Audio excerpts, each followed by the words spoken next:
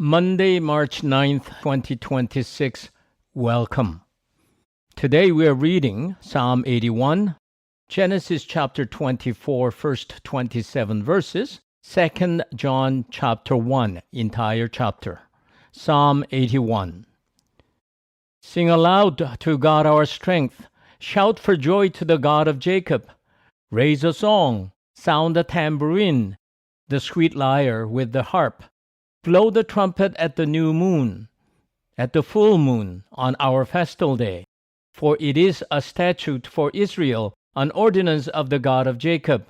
He made it a decree in Joseph when he went out over the land of Egypt. I hear a voice I have not known.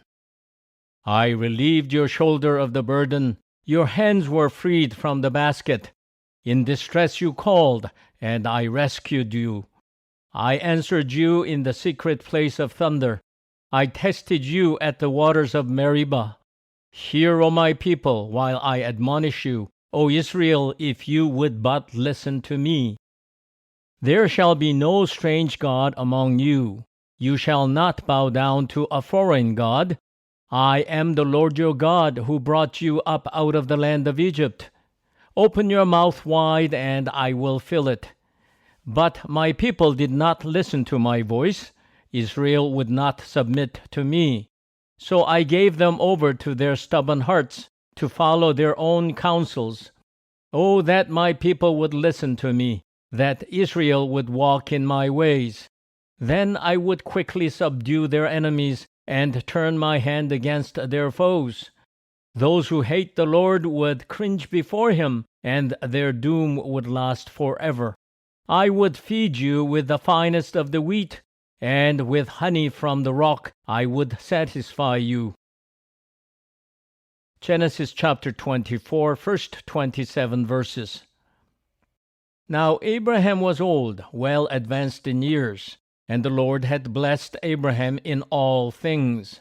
Abraham said to his servant, the oldest of his house, who had charge of all that he had, Put your hand under my thigh, and I will make you swear by the Lord, the God of heaven and earth, that you will not get a wife for my son from the daughters of the Canaanites among whom I live, but will go to my country and to my kindred and get a wife for my son Isaac. The servant said to him, Perhaps the woman may not be willing to follow me to this land. Must I then take your son back to the land from which you came? Abraham said to him, See to it that you do not take my son back there.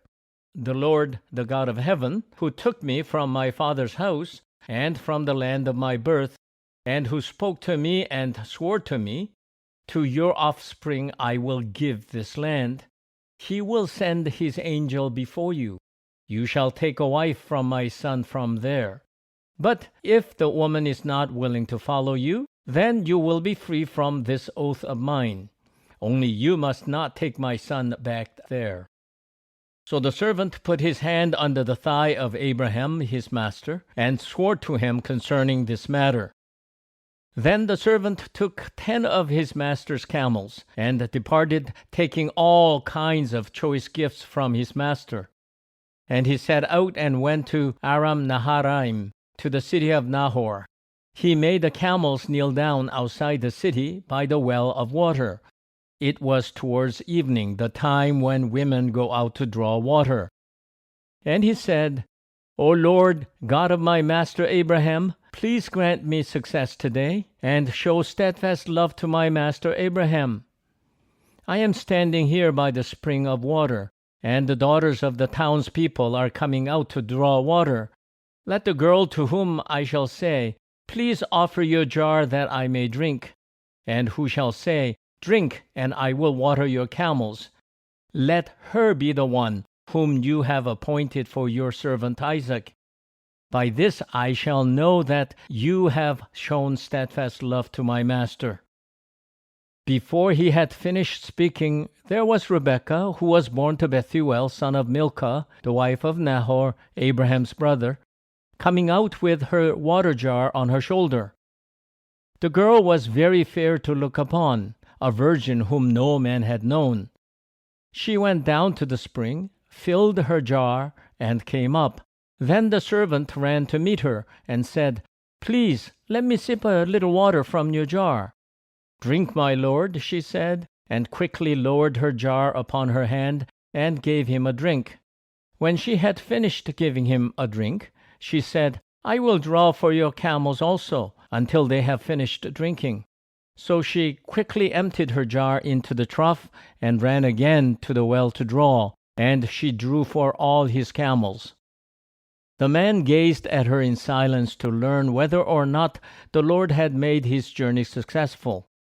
When the camels had finished drinking, the man took a gold nose ring weighing a half shekel, and 2 bracelets for her arms weighing 10 gold shekels, and said, "Tell me whose daughter you are. Is there room in your father's house for us to spend the night?"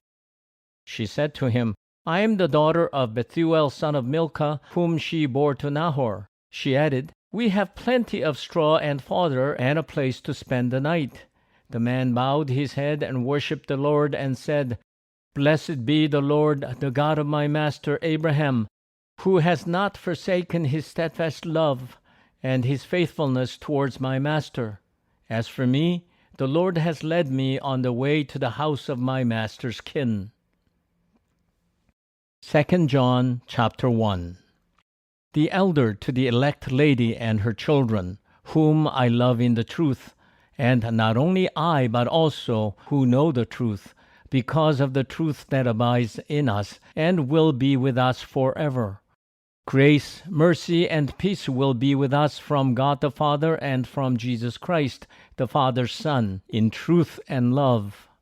I was overjoyed to find some of your children walking in the truth, just as we have been commanded by the Father. But now, dear lady, I ask you, not as though I were writing you a new commandment, but one we have had from the beginning. Let us love one another. And this is love, that we walk according to his commandments. This is the commandment, just as you have heard it from the beginning. You must walk in it. Many deceivers have gone out into the world, those who do not confess that Jesus Christ has come in the flesh. Any such person is the deceiver and the Antichrist. Be on your guard, so that you do not lose what we have worked for, but may receive a full reward. Everyone who does not abide in the teaching of Christ, but goes beyond it, does not have God. Whoever abides in the teaching has both the Father and the Son. Do not receive into the house or welcome anyone who comes to you and does not bring this teaching, for to welcome is to participate in the evil deeds of such a person. Although I have much to write to you, I would rather not use paper and ink. Instead, I hope to come to you and talk with you face to face, so that our joy may be complete. The children of your elect sister send you their greetings.